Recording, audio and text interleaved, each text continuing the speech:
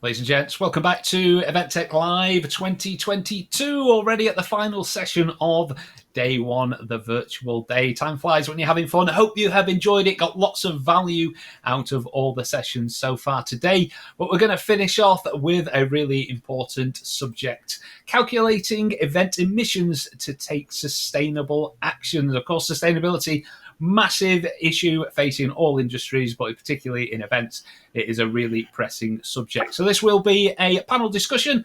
We have 4 panelists ready and raring to go. But to host this chair this session, we're going to hand over to the fantastic Jenny Morgan. Jenny, if you're ready to go, the floor is yours. Thank you so much. We are so happy to be here. I hope everyone's enjoyed the first day of Event Tech Live virtual. And for those that are attending in person, I hope you all have a fun time the next few days. We're going to take the first few minutes just to introduce the panel that we've got here. So I'll introduce myself first. My name is Jenny Morgan. I'm the Market Development Manager at Tradewater. We are dedicated towards destroying non-CO2 gases, and we'll go into detail a bit into what that means. But we're basically looking to fight climate change and figure out the best climate solutions that we can offer to event professionals like yourselves. I will then introduce our next panelist. Candace, if you would like to say who you are and why you're here. Certainly. Hi, everyone. Thanks for joining us. My name is Candace Tulsirem, and I am a sustainable events champion and co-founder of the Sustainable Events Forum in Toronto. It's basically an initiative that was born out of the need to further the conversations around sustainability in the events industry. At TSEF, we operate on 4 pillars: education, inspiration, collaboration, and action. And why am I here today? I'm here today because this event represents the opportunity for us to do all 4 of those things, so that I hope that someone listening can be imparted with knowledge and experience to go out and take action. Excellent. Thank you so much, Candace. Kirsten, would you like to go next? Sure. Hi, everyone. I'm Kirsten Love. I'm on Jenny's team here at Tradewater. I'm Director of Market Development. And as Jenny said, we're focused on the most impactful climate solutions out there, and we're looking to make those available for everyone to join. And so my hope here today is to give you some insight on how to look for meaningful climate action solutions to roll them into your event planning solution. Excellent. And last but not least, Martine. Hello, everybody. My name's Martine Kurt. I'm the Head of Delivery and Sustainability at Curve Creative. And we're a creative leadership agency that helps companies to create change by empowering people with leadership skills. And we do this through skills training, through running workshops, and through team coaching. We run an awful lot of workshops, and in-person is by far our highest environmental impact. And how I got involved in all of this was through Jenny and her team when we decided to track and offset our carbon emissions this year. So we're really delighted to be a carbon neutral company now. And it's just one step in becoming a more sustainable company. So yeah, here to talk about our process, and yeah, looking forward to the conversation. Excellent. Thank you so much. If we could bring the slides up, and just to let the audience know, we do have our colleague Samantha in chat. So if you have any questions, we'll be monitoring that as well. But as we're talking, Samantha is in chat and is able to answer some questions as well and be able to provide relevant links or anything that you may need. So today we're going to be talking about calculating event emissions to take sustainable action.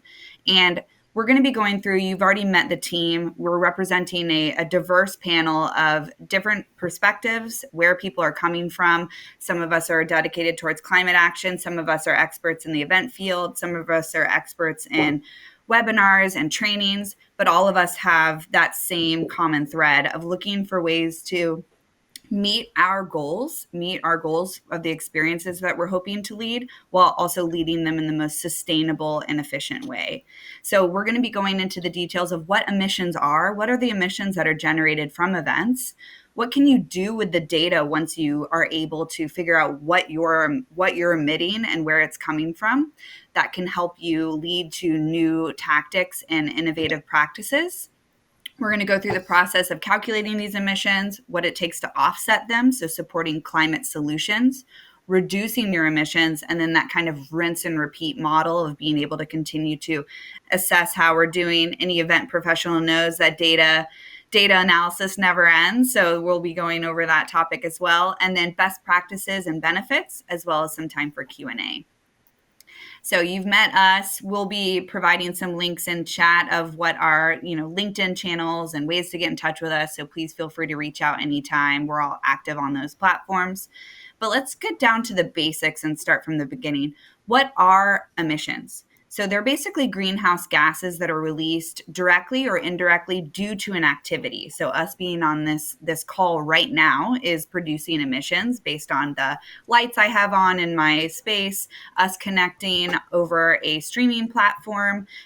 We have some PowerPoints that are saved, and that data is stored in the cloud. That causes a data center to be powered. So anything that we're doing, we drove somewhere to get our coffee so that we were lively this morning. All of these things start emissions from happening. So it's our job to figure out how we can be more aware of the emissions that we're generating and how we can best utilize them for the goals that we're looking for, whether it's to engage sponsors, get more attendees, have a more diverse and global representation of attendees and speakers.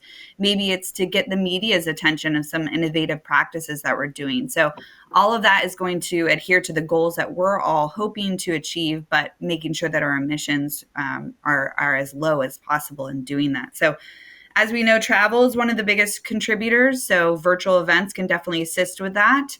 And then there's also things like wasted food, hotel rooms, and then digital storage and options that you're utilizing, and being more manageable and knowledgeable about the different platforms that you're utilizing.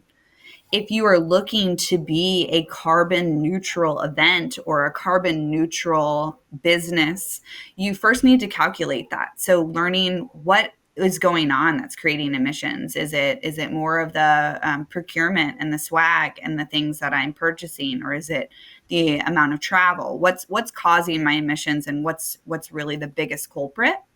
How to offset them. So basically taking those emissions and then reducing them by supporting climate solutions and climate action. So you're basically making amends for the emissions that you're generating by supporting positive work that's helping combat climate change, and then reducing those emissions. So these 3 steps, if we keep these 3 steps in mind throughout this presentation and this conversation, that's going to be basically how we're going to continue to improve and innovate when it comes towards sustainable events.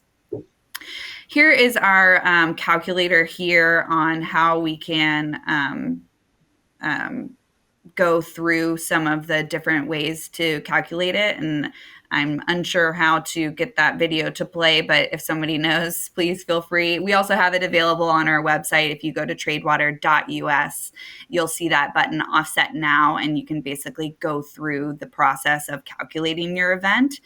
This is a free platform. So you can do this with your business. You can do this with your event calculator. You can do this with anything that you are looking to try to calculate, basically entering in these details of who's coming, who's driving, who's flying. All of these different things can add, and you can see here what it would take to then offset it.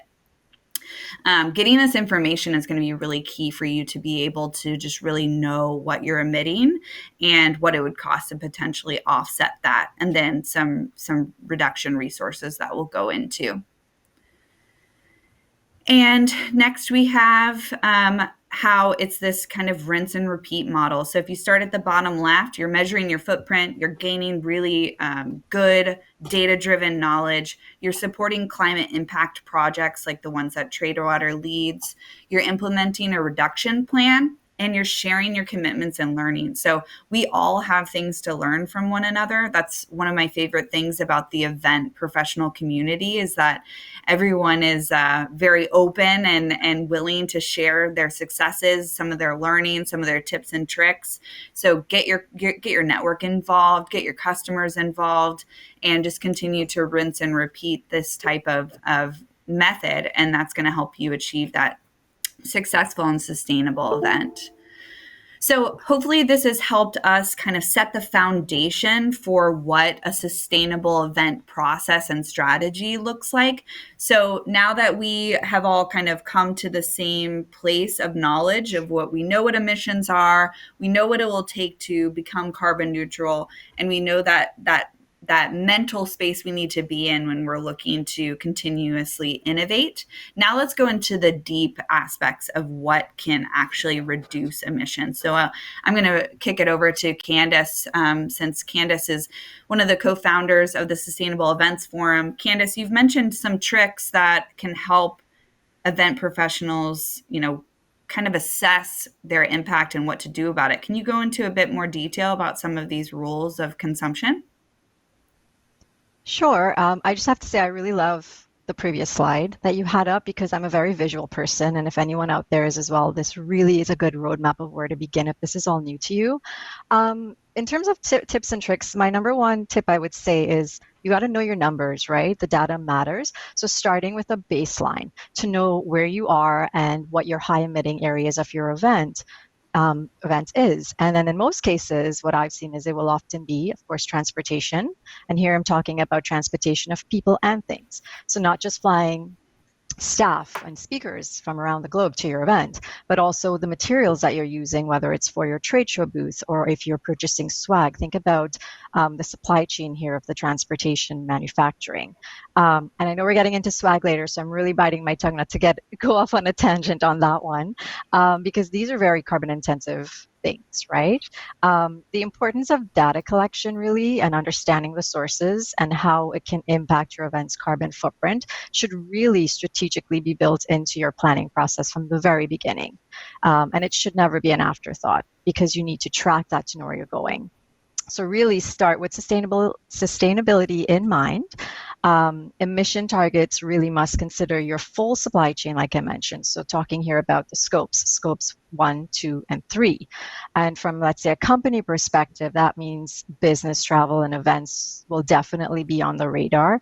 And I think event planners will be expected to speak on this and be asked in the near future to know what your scope 3 emissions are and to gather data from what those emissions are and how it affects your event. So partnering with the right vendors and suppliers, asking for transparency in numbers, asking them to back up their work and show you the data and the numbers is really key here, because then you can go back to Jenny and say, I have the numbers, I'm ready to plug it in to see what my emissions are that I need to offset, let's say.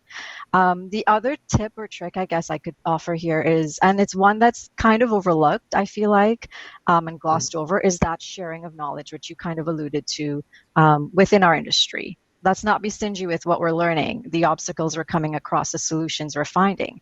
It's one of the simplest things and the most impactful things we can do. What we're doing right now today on this call, we're sharing information, we're collaborating. Talk about what you're doing and involve all your stakeholders along the way in that journey I'm talking about. Talk about it in your messaging, in your marketing for your events, and take them along, because events are centers of influence and you have the ability here to change people's behavior and just impart knowledge and encourage them to do better with their events. So share your knowledge. If you didn't succeed, find the nuggets in there. What were the obstacles? What did you learn about overcoming them? Look for partners to collaborate and find solutions with you. So those are, I'll start it off with those two, but I'd like to also hear from the rest of our panel about some of your tips and tricks. Martine, do you want to mention a couple that you've come across with Curve? Yeah, absolutely. I mean, I think for us, we always encourage online if possible, because it does have that huge difference in environmental impact. And we know from our experience that you can run really great things online. Actually, so much so, this is a bit of a plug, but co-founders John and Lizzie wrote a book all about how to plan and deliver brilliant online collaborations. So we're really convinced about that. But, sometimes you do need to do things in person. That is a fact. And some things just work better in person. So for us, it's very much in the planning, choosing a venue. So looking for a venue that's got a sustainability policy or an environmental management system, or is a B Corp, which is like the gold standard for being a good business, basically, really looking to see that they're doing something good and their practices align with what you want. And also looking for a venue that's close to public transport is really important, to try and get people not to be driving alone in their cars and things like that. And I think we always try to put quite a lot of effort into the pre-coms. So knowing, saying to people that it's close to public transport, encouraging people to take the public transport and to do things like bring your own water bottles and notepads and pens, making a thing about the fact it's a sustainable event and that you won't be giving away lots of things that people might not use again. Right. So they're coming not expecting a tote full of like trinkets and trash. Yeah, exactly. Exactly. I think that's, I love what you said about that. I love what you said about choosing your venues. Yeah, choosing venues carefully as your partner, because it aligns as well with destinations. Choosing the right destination is key as well. Yeah, absolutely. And if you've got the right partner venues, then everything else is easy. You almost those boxes are ticked. A lot of your work is done. So yeah, it's a definite thing to do. And I think you mentioned get travel data. So if you can find out where people are coming from, respecting data privacy and things like that, but nearest town or city and how they're getting there, so that you can say that you're running a carbon neutral event and either that you're going to offset it or you can give them the opportunity to offset it themselves if they like. So yeah, those are kind of our top tips, I would say. Are there any others? I saw somewhere recently regarding speakers, because transportation, the aviation industry is a big chunk of those scope 3 emissions that I spoke about earlier. But this one speaker had asked the organizers, listen, I'm going to calculate my footprint and tell you what it is for me to take the train, fly, or if you can provide me with a virtual option to attend this event. And they basically said, this is where the numbers are. How does this fit into your sustainability plan? Are you planning on offsetting my travel if you fly me in? So I think having the feeling like you're empowered to ask those questions, if you're asked to be a speaker at an event, if you're an attendee, maybe ask, listen, I don't want to travel. Do you have a hybrid? Is this a hybrid event? Do you have a virtual option? I think it's more about people speaking up and saying that they're expecting these things at our events than the organizers and, those in the C-suite levels. They need to listen, because people are now the headlines. You can't look at the news and not see headlines about climate change. And the awareness is really at the forefront right now. And so our stakeholders at our events are smartening up and asking for these things. So we need to get ahead of the curve, right? And plan accordingly, to your point, loving virtual events and online events. Yeah. I think getting ahead of it. Sorry, Jenny. I love that you all mentioned, no problem. I love that you all mentioned some of those top sources and some of them being food waste and things. And a lot of this could be mitigated through virtual experiences. But if we do have in-person experiences, what are some things that people can be thinking about when they are trying to mitigate these? I mean, Kirsten, I know that we've have booths at events, and as a leader in the climate solution space, it's challenging for us to have that face-to-face interaction, but while also being conscious of our footprint and what we're doing. So I'd love to talk about some tactics we've used outside of simply virtual, of what else we could do to continue to mitigate some of these top ones. Yeah, if I could just jump in really quick, I think the important thread that's kind of been repeated a few times here is data, and just understanding where your emissions are coming from and going into your event planning, understanding that we're going to try and make the best sustainable decisions possible and not have it be an afterthought, and looking at that data and seeing where are our opportunities. I will mention that I actually come from the food service industry prior to working in sustainability. So I've seen the gamut of events in terms of trade shows where there's just an abundance of things and people, and those are really great experiences. And then going to sustainability events where it's a really high focus on how can we make the smallest footprint as possible. And a couple of things that I've noticed that have kind of helped in that transition, or I see the communication coming from the event leaders. So we actually participated in a great event called Green Biz, which we try to go to every year, sustainability leaders, and they put out a very strong mandate that if you are going to bring any type of swag or tchotchkes, that they have to be sustainably sourced, they have to be renewable, and they can't be something someone's going to throw away. And so they were very strict on that. And in fact, that led to when you actually got there, not a lot of people had that type of swag. It was more so, let's exchange relationally. Let's talk a little bit more. And it actually was a breath of fresh air because you weren't walking around with a big old tote just coming up to a booth to get something. You were coming up to a booth to actually have an interaction, which was pretty cool. And I think there's other ways that, folks have done that too. You can also do experiences. People are giving out tree seedlings that you could go plant and do elsewhere, or gift cards or things of that nature, that created additional experiences for people and more memories, because everything is relational and network, right? So I remember that booth where I talked to the guy about the trees and he gave me a tree sap, and I went home and planted that with my kids. It's really that going back to that, like, oh, sorry, Jenny. There's a delay, so I didn't realize you were speaking. No, go for it. Oh, I was just, as Kristen was speaking, it's that whole thing around that dopamine hit that we get when we get something for free, right? Like we all feel that.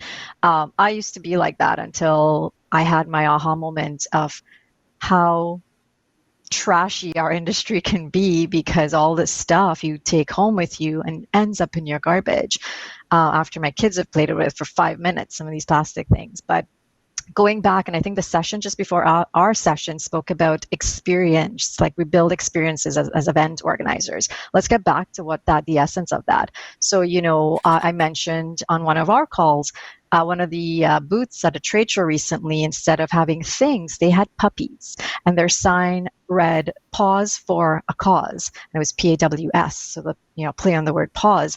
And you would come up to this booth, and if you're an animal lover like me, I'm like running to the booth to pet this cute puppy and interact with the staff, the salespeople, learn about their destination. I didn't need to walk away with like a pen or another water bottle. Even though I love my reusables, I have enough. So that to me was really memorable.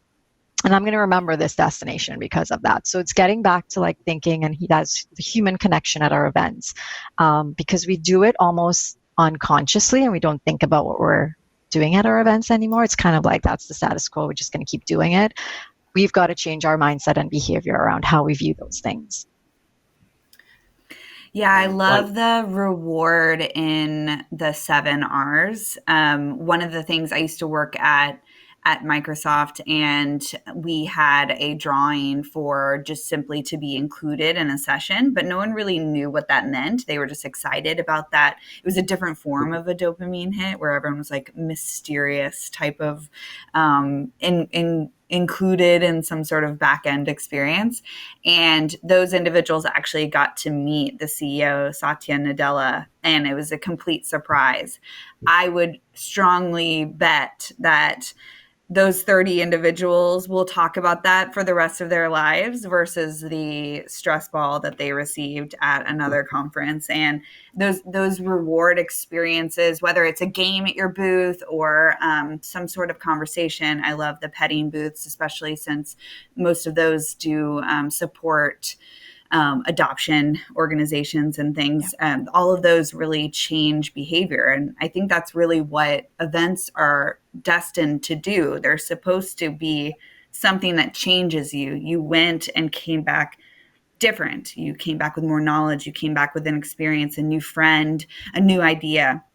And that all comes from those experiences.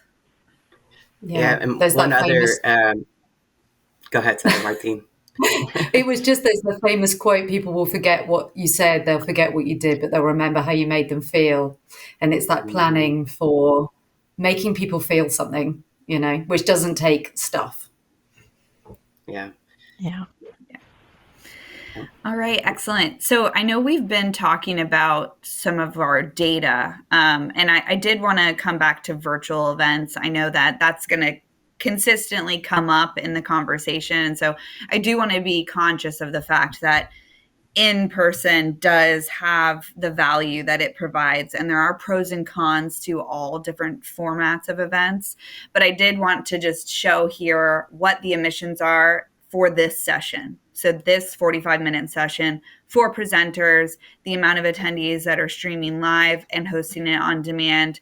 This is what the emissions will be for this specific session if we just run under these assumptions of that 0.01 tons. And then if this exact same session was held in person in a meeting room with the exact same amount of attendees, that would be the amount of tons generated from this one session. So somewhat small numbers here on both sides, but if you think about it from a percentage standpoint, you have a 3-day conference that's entirely in person with 3 nights, 4 nights, 5 nights of hotel stays. There's a definite difference in not only the experience in itself, the emissions that it generates, and then also, who you're including. So again, lots of pros and cons for virtual and in person. I'd love to go into some details about kind of that thought process, because we're trying to think strategically about what is our goal. And Candace, you mentioned the last session, they're talking about those different segments of what you're trying to get out of an event. And so I'd love to talk about kind of that thought process of what your goal is from an event and what you should then do with said goal on how that can help with your format selections. I'll start with Martine. Thank you. Yeah, it's a really important question to be asking yourself. The format of your event, from my perspective, it depends very centrally on 2 things. So geography, like where are the people who are coming to the event coming from, and what do you need the event to do? So in terms of geography, if everyone's in the same city, it's much easier to get everybody together. If everybody is spread around the world, then that's a very different question. And looking online might be a better option to do that. We used to do everything in person. I remember not that long ago, I used to get on a train and travel for 6 hours for a 90-minute meeting. And thank goodness those days are over and we don't have to do that anymore, because we've seen that actually you can get some really great stuff done online and save yourself a whole load of energy and time and environmental impact. So yeah, in terms of what you need to do, the way I see it is virtual events are great for getting work done. So if you need to, if you need to share some information, if you need to collaborate on something, make a company roadmap, create a vision, a mission, do some project planning, virtual is brilliant for that. You can get people from all around the world. It's cheap, it's easy to organize, and it's got a very small environmental impact, as you saw in that previous slide. And we've run loads of these and we know how well they can work. They do take planning, but all good events take planning. And what I like about virtual events is that they can be really short, focused amounts of time. You can have 2 hours. If you plan your agenda really carefully, then you can get some great things done, and people aren't tired from getting up early to get on a train or a plane or whatever. So I think in terms of getting work done, it's a really good option. With online, there's some key things to think about. So choose your platform carefully. We really like Zoom because it's got great breakout facilities and it's data light. You need to plan your agenda really, really carefully so that facilitators all know what they're doing minute by minute, really, so that things go smoothly. And it's really important to get everybody speaking up early on, because there is that risk of people sitting in the background unseen and unheard, and you really want to get everybody's engagement and make it really inclusive. And also preparing people well in terms of the technology is super important, because if it's not working straight away, you lose a lot of that valuable time.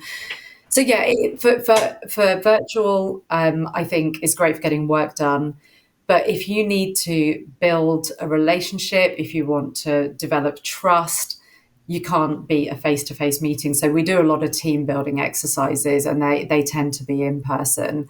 And you can't really beat that. I've got here that they're less distracting. Obviously, getting immersed in something, you can get some fantastic work done together, and it can be a lot of fun as well. There is a little watch out with that sometimes there is the distraction of what was happening the night before or what's happening later in the evening.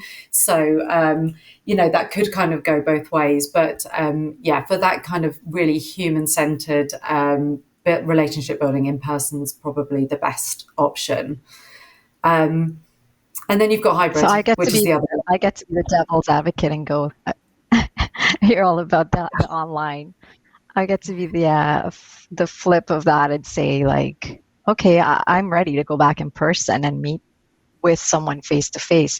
And if we're going to do that, I feel like all the points you mentioned, you just take those, bundle them up, and also apply them to an in-person event, right? Because it's event planning 101. You have to know the goal of your event.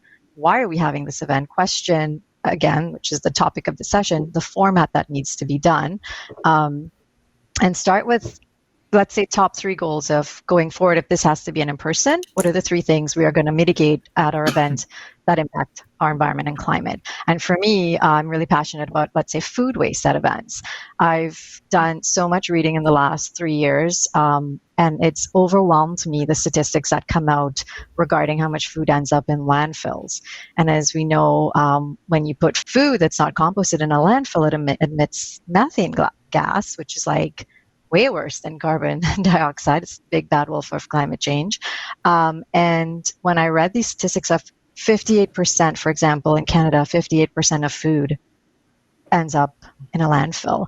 That could have been part of a food recovery program at our event, or donated to a local farm as animal feed, or used to make cooking oils that could have been used to make biofuels, for example. So to not overwhelm people, I would say choose 2 or 3 things that you want to work on for your next in-person event, and really educate yourself around why it's bad and how I can do small changes. And at TSEF, we always say this line. We say, do the right action, not the nice action. And what I mean by that is, it's great that we don't have plastic straws at our events and single-use plastic bottles, but is that really moving the needle forward? Because another alarming stat is around recycling, that 9% of plastics is recycled.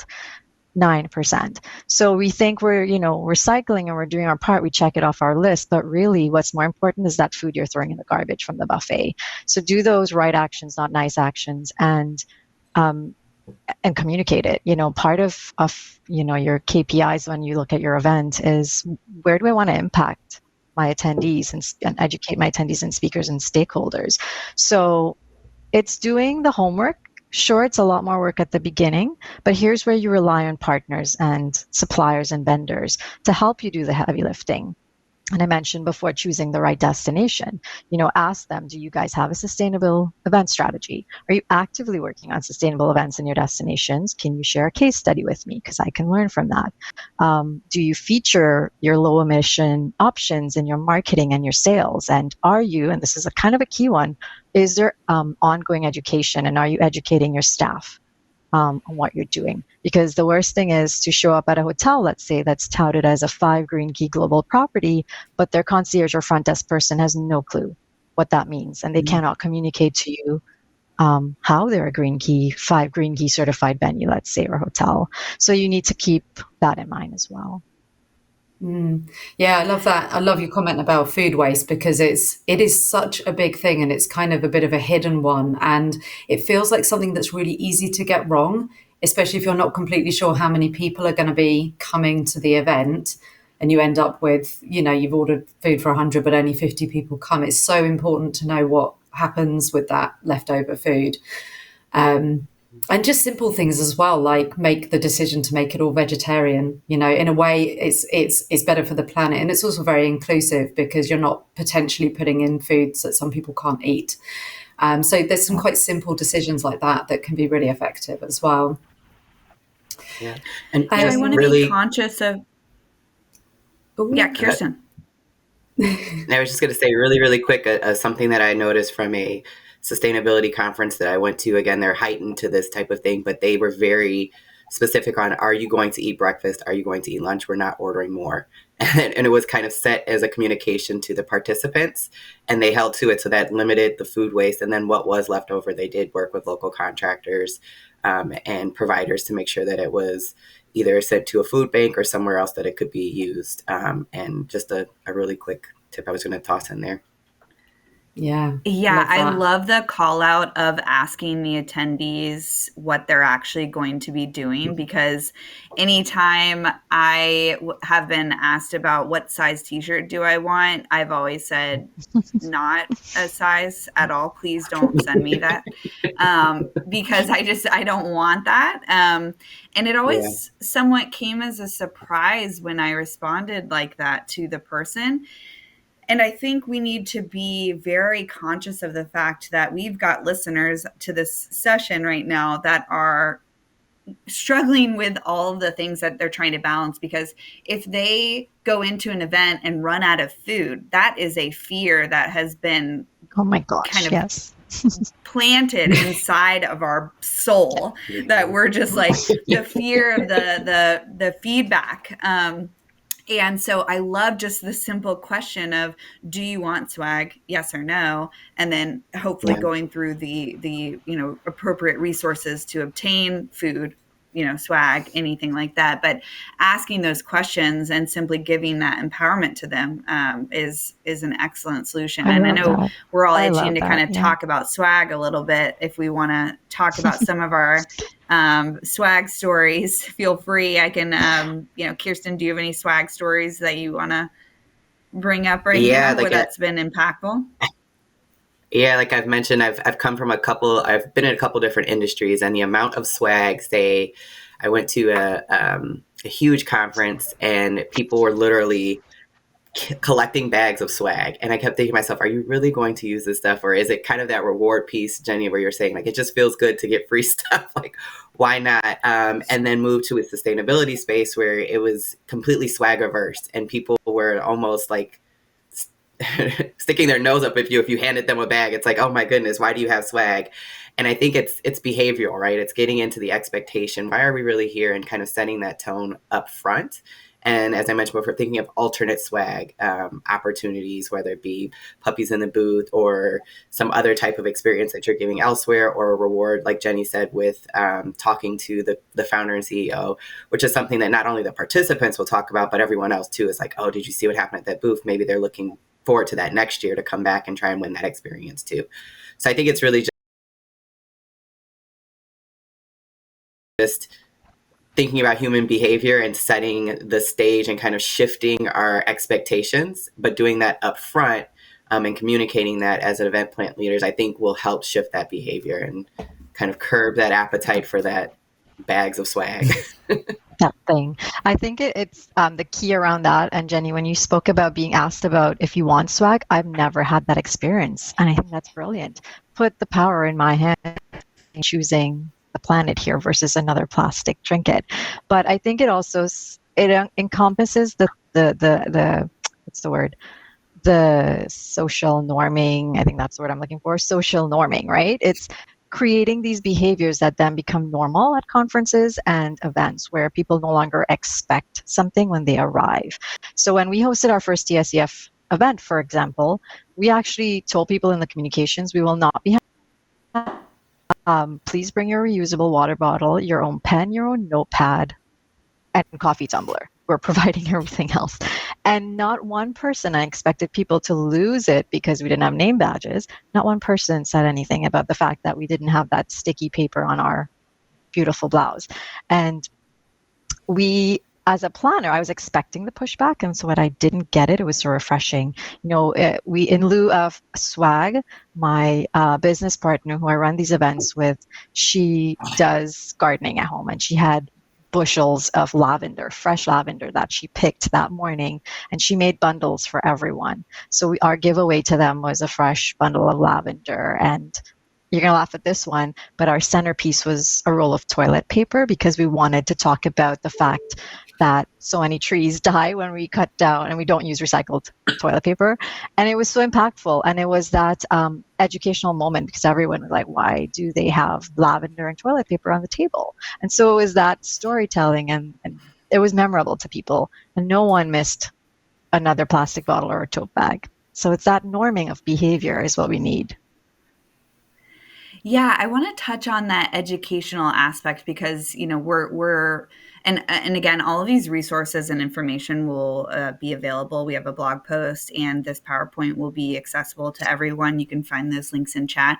But that education piece, we're trying to ask a lot of event managers to ask a lot of questions and put that onus on our vendors and our partners. And that is a key strategy to not put the world on top of your shoulders and try to carry it single-handedly, which I know a lot of us type A event organizers like to do.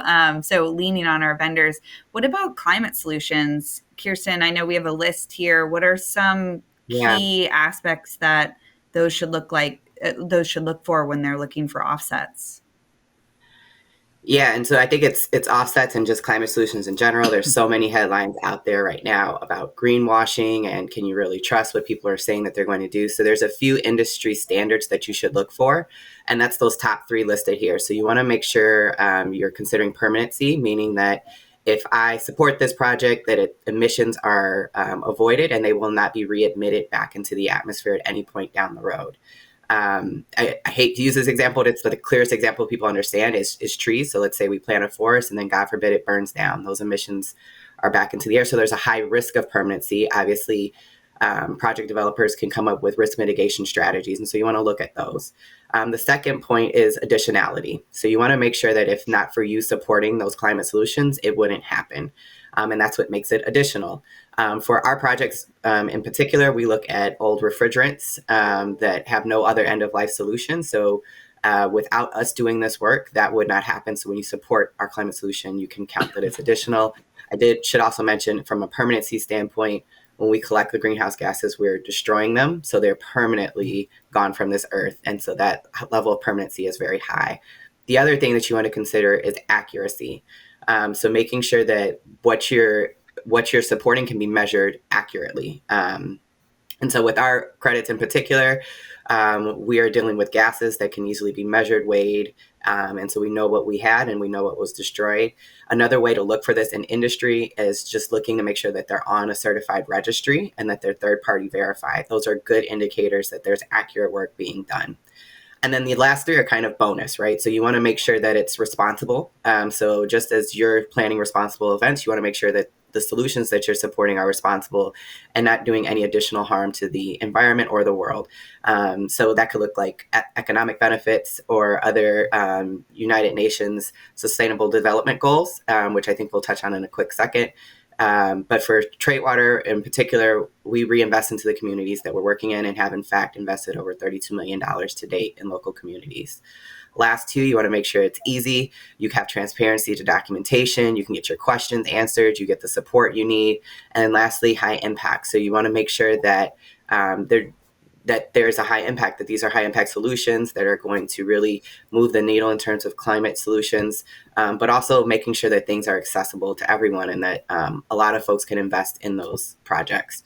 And so, like I mentioned, I did give Traitwater's offsets as kind of an example of how to hit these, but you can use these to also look at other solutions out there as well. It's going to take everything and everyone on board to prevent climate catastrophe. So, yeah. Trying to be conscious of time. So I kind of sped through that, but please reach out if you have questions. Yeah, a lot of those are, really great tools. We've talked about tools to use and data and information to use to kind of guide our choices. And that's going to be really helpful of this kind of decision tree of figuring out what choices we should make as event professionals. And I know you mentioned the SDGs. One of the things I like to stress a lot when talking to event professionals is all of these benefits that help the globe and help the environment also help your bottom line in so many different ways, from reducing costs to sponsorship gains to attendee loyalty and engagement to brand identity. All of these things are grown while you also help support the environmental benefits that we're talking about. I know there's some SDGs out here that we've got that are there's many, there's about 17, but here are some key ones that are affiliated with events specifically. Martine, looking at this list, are there any that stick out to you specifically that you specifically kind of gravitate towards? For me right now, the one that I gravitate to is climate action, because it just feels, like everyone mentioned earlier, you can't look at the news without seeing something really, really quite scary. And I just think the time for talk is done. Find what you can do, make a plan and do it. That would be my advice. Does anyone else have any? Yeah, I think, Candace, climate action, obviously. I'll let Kirsten finish her thought, and then I'll jump in. Thank you. No, I was just going to say really quickly, I think obviously for Trade Water, climate action is very important. We hit other SDGs in our work too, such as no poverty and sustainable and responsible consumption and production. But I think it's really knowing your audience and kind of what are they interested in, and finding projects and solutions that support that. Obviously, climate action impacts everyone, but there may be others that your audience might be attuned to. So thinking about that is also helpful. Sorry, Candace, go ahead. Yeah, I think there are two that really stick out for me, and it's number 17 and number 12. So number 12 is responsible consumption and production. I think we as event planners, we're used to sort of be in the background, and I think we need to take more of a leadership role and demand from our suppliers that we want sustainable options. We want us to show you the data that we were talking about certification and vetting things earlier when we talk about getting certified and for carbon offsets. We need to be that change in the industry and demand it of our suppliers. So we need to procure more sustainably, and we need to push our vendors to provide products and solutions for that. And the other one is around partnerships for the goals, which is number 17. We just saw from COP27, they rolled out the Net Zero Carbon Events Initiative or roadmap. I think the more you can connect people with how-tos, listen, we're an industry that really loves listicles, and here's a checklist. And, so for these type of initiatives, like what was just rolled out there at COP27 for the SDGs, it provides a framework by which someone who's never planned a sustainable event before, or someone who's got decades of planning it, can actually rely on this information that has been vetted, and there's resources and there's data and stats to back it up, and then present it to your clients. And it makes you feel more empowered having these resources. So partnering and demanding more of our supply chain, I think, are the two ones for me. Amazing. I really appreciate calling out some of these. I love anything that's dedicated to equity. Sustainability is so heavily tied with equity because the way we experience climate change is vastly different based on our demographics. And, being able to be conscious of that can also inspire an inclusive experience as well. So I feel like that's very important. And, here are some other aspects that kind of just go alongside. I know we alluded to those co-benefits, but all of this with sustainability in the center, all of these other co-benefits just come with it. So I hope that this has been a helpful and inspiring session, and I wanted to make sure we gave some time for Q&A. I know that there was one question that was submitted that I would like to highlight. Candace, I believe you were the one that mentioned this during the session. Nicoletta asked, can you specify what fits into the 3 event scopes you referred to, scope 1, 2, and 3? So, sorry, my mic keeps sliding, so I don't know if you guys are hearing all that rustling. So when we speak about scopes 1, 2, and 3, and I'm going to be really honest here, when I first heard about this, I had no clue what people were talking about. It's not something we talk about in the industry, right? We're now starting to talk about it. But what are the things that we can control from within our events? So those fall into your scope 1 category of items to look for when you're doing your emissions calculations. So it's things directly in your company that you control. When we talk about scopes 2 and 3, it gets more into things out of your control. The venues you're hosting events with, the hotels, the supply chain we talked about, the transportation. And there's actually a really good video, Nicoletta, I think it was, that we can drop into the follow-up email, or if you follow me on LinkedIn, just message me, that simplifies this scope 1, 2, and 3, relating it back to our industry that I can share with you. It's a YouTube video. And you don't need to know the science and the data. Everyone gets scared when you start talking about things like carbon accounting, right? Because they think it's spreadsheets and it's data driven. Sure, you got to know some of the data, but you just have to have a basic understanding that you can then translate to your stakeholders and explain to them why we're tracking it and what's important. What are the important elements that we need to track? Because it is going to be expected of us as planners going forward to show the data. So I think it's a great foundation to start with is just Googling or listening to a TED Talk on scope 1, 2, and 3, which is what I did when I first heard about it. And it's not mouthwash like I thought it was. So Excellent. Thank you so much. I know we are wrapping up. If we could pull up the slides just once more so I can show the various resources that we've got here. And again, these are in chat. Here's just some quick tips of things to think about as you're planning your event. And then all of the resources that we've alluded to throughout this session and conversation. And also all of this is collected in the blog post that's again available in chat. You can also go to tradewater.us and click our blog, and it will guide you to this, which will highlight all of the information that our experts have shared. And I'll leave you all with this. This quote has kind of been my guiding light for the last few weeks, but it's profit for business is like oxygen for a person. If you don't have enough of it, you're out of the game. But if you think your life is about breathing, you're really missing something. And that has just really helped guide me personally on just some of that balance that we're all looking for of being purposeful while being profitable, because they're both very important, and doing that simultaneously is possible. We're all doing it now. And so continuing to innovate and strive for better is key. So I really appreciate everyone's time, and thank you. Please reach out to the experts that are here on this call anytime. We're all here for you. Definitely some really keen insights that these individuals can provide, and we hope you all enjoy the best Event Tech Live. Thank you very much to our panel there. Some really insightful things there, like things I haven't thought about, even the carbon footprint of virtual events. But yeah, some really good tips. Thank you very much to Samantha as well for putting those links in the chat box there. And I say a really impactful presentation. Lots for us all to think about. It's going to affect everyone in the events industry moving forward. So I just want to thank all four of you for your time today, and thank you very much for being part of Event Tech Live 2022. Thank you. Pleasure. Thanks, everyone. Take care, and we'll see you all soon. So there we go, ladies and gents. That was the final session of day one of Event Tech Live. As I say, a really relatable, massively impactful session there. I hope you did take a lot away from that.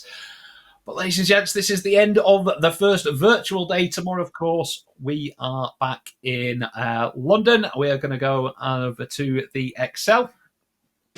And I'm getting some background noise. Does that mean we're going live? We are going live to the man himself, young Mr. Parry there. Are you joining us from the Excel, sir?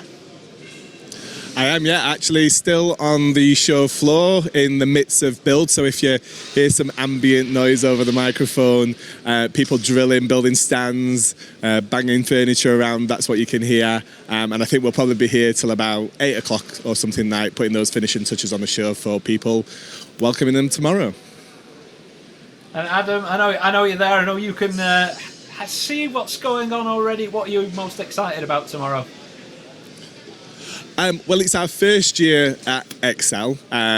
We've been at the Truman Brewery for many years, so we've now professionalised the show. We've moved to an international venue. We've got a lot more international visitors coming to the show over those 2 in-person days. So I think I'm excited to get back to, a big, vibrant, exciting show. Lots of different new technology companies across the show. I'm sure lots of new visitors to the show. And I think the icing on the cake is the education. We have over 100 sessions across these 3 days. Lots of these sessions happening live on the show floor, roundtable discussions, really nice, intimate opportunities to get involved in content and discussions from attendees. We've got Slack and Bloomberg both speaking at the show across the 2 days. We've got NHS Confederation. We've got some really high-profile, big exhibition and trade show organisers across the show. So I think the content is the thing that will be what most people walk away from the show happy about. Yeah, I was just actually going to touch on the content, because I've been having a good look through the next 2 days' agenda, and I know some of the sessions and speakers that touched on earlier on were all about problem solving. And in terms of, if you're thinking of coming to Event Tech Live, I just see it as a whole host of problem solving. If we look at current issues in the industry with staffing, we've got sessions on that. If you want to get into the metaverse, we've got sessions on that. There's literally, for every single problem that I know a lot of event planners, AV companies, like things that people are thinking about are there. I think you've created a really, really good and diverse lineup. And there's that opportunity, if you can come and join us in London and come and see Adam and myself down there, to really tailor their event to you this year and get a lot out of it and really build relationships. And I know there'll be a few networking sessions around. As I say, I've also heard Dahlia might be going to a certain drinking establishment and food establishment this evening. So the networking starts from this evening, I do believe. So I'm sure if you do want to get involved, check back through the chat box on your screen. I think there's an open invitation to anyone who is going down this evening to get involved. And we've also been touched on the sustainability issue, and we were just saying about choosing the right venue for your event. I know travel links to this venue especially.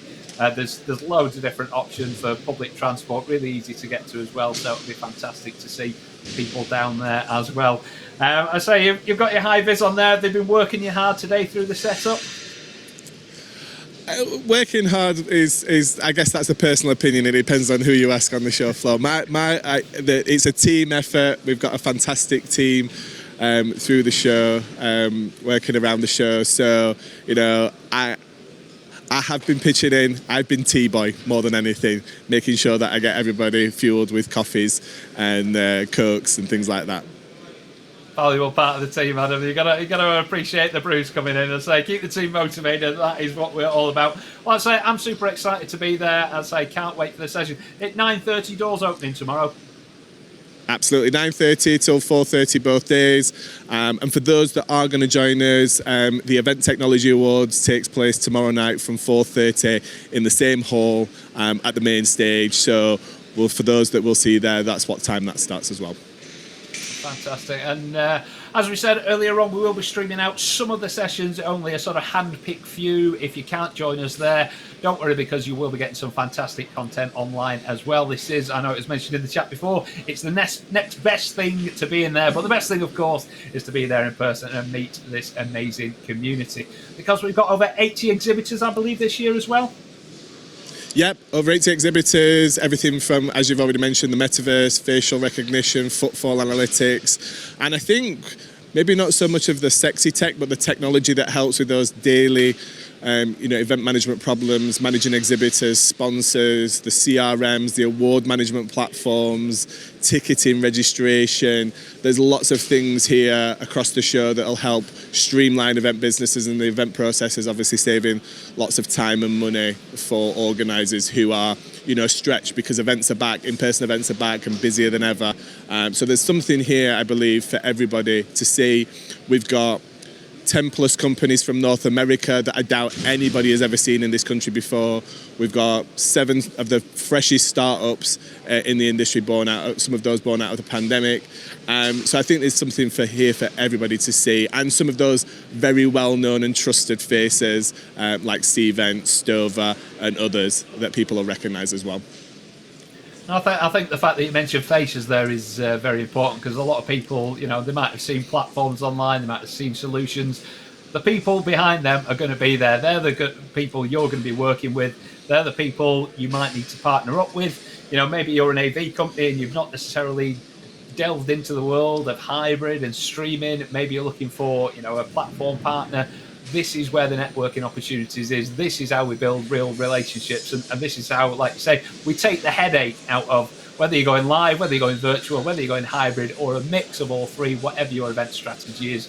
There's going to be sessions for you, and of course the people there as well to meet up with. So I say I'm super excited with you to be with you tomorrow, and I say I look forward to seeing you there. We'll see you tomorrow morning, Simon. Cool. Take care, Adam. I'll let you go back, get the kettle on for everybody, and make sure everything's finished and ready to go. Look forward to catching up with you. I will do. Cheers. Take care. Well, there we go. There is the man himself. He's on the floor. I say apologies for the lights coming up and down there. Someone's probably walking past our lighting with a big board, and you know what it's like when we are setting up an exhibition. But as I say, I'm very excited. As you say, you got it right from the horse's mouth there. There's potentially 10 companies you've never had in the UK before. If you are an event planner, if you are an AV company, if you are a PA, potentially your boss has asked you to put on an event, they're asking you about IT solutions, creative solutions, how we can integrate technology, and you're a bit clueless, this is all for you. Whatever stage you're at, maybe you run 100 events a year, maybe you run 1 or 2, there's going to be something from everyone. And I say this is where you just get involved, really build the community and talk about everything events and technology. I say I'm super excited. I'm looking forward to meeting a lot of you guys down there as well. Do come say hello, or we're roving around with the cameras. If you want to come and say hello and tell us what you think of Event Tech Live, that'd be absolutely fantastic to hear from you guys as well. If not, I'd love you to join us online tomorrow. If you can't make it for whatever reason, I say I'll be trying to keep you informed, taking you a little bit behind the scenes of what's going on as well. So, ladies and gents, just leaves me to say once again, thank you to Stover for providing this amazing platform, and thank you very much to you all for tuning in today. Hope you got a lot out of it, and we look forward, if you are seeing us in London tomorrow, to seeing you there. If not, we'll see you bright and breezy in the morning for day 2 of Event Tech Live. Enjoy the rest of your evening. See you soon.